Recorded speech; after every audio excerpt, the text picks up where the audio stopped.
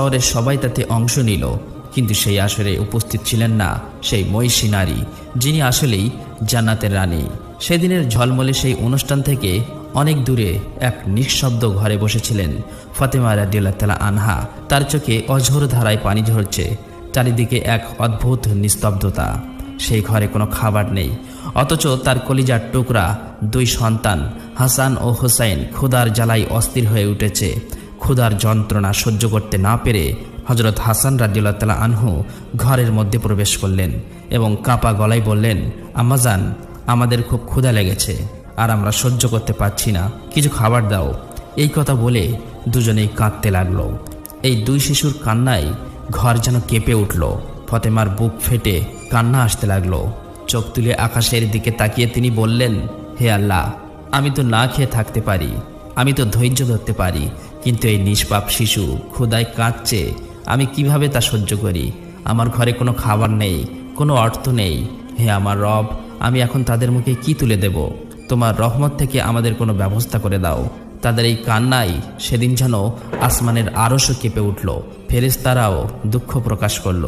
একে অপরকে বলতে লাগলো, হাই হাই, জান্নাতের সর্দারিনী আজ ক্ষুধার্ত, তার পরিবার ক্ষুধার্ত, এটা আমরা কিভাবে সহ্য করব? অন্যদিকে সেই মুহূর্তে কুলসুমের বাড়িতে পাত্রে সাজানো হচ্ছিল কোরমা পোলাও, মাংস আর মিষ্টান্ন। অতিথিদের ভিড়ে চারিদিকে জমজমাট, অথচ সেই ভোগসভায় জায়গা হলো না সেই মহিষী নারীর, যিনি জান্নাতি নারীদের সর্দারিনী। এদিকে ক্ষুধার জ্বালায় হাসান হোসাইন কাঁদতেই থাকলো। অসহায় মা ফাতেমা তখন একটি উপায় খুঁজে পেলেন। তিনি তাড়াতাড়ি চুলায় পানি বসালেন এবং তাদের সান্ত্বনা দিয়ে বললেন, হে আমার কলিজার টুকরা বাবারা, তোমরা বাইরে গিয়ে খেলো, কিছুক্ষণের মধ্যেই খাবার হয়ে যাবে, তখন তোমাদের ডাকবো। আসলেই সেই হাঁড়িতে ছিল শুধু পানি, কোনো খাবার নয়। তাদের সান্ত্বনা দেওয়ার জন্যই এই ব্যবস্থা করেছিলেন। আর সাথে সাথেই চোখের পানি মুছতে মুছতে মা ফাতেমা হাঁড়ির দিকে তাকিয়ে থাকলেন, বুক ভরে শুধু দোয়া করতে লাগলেন, হে আমার রব, আমার শিশুদের ক্ষুধার কষ্ট হালকা করে দাও।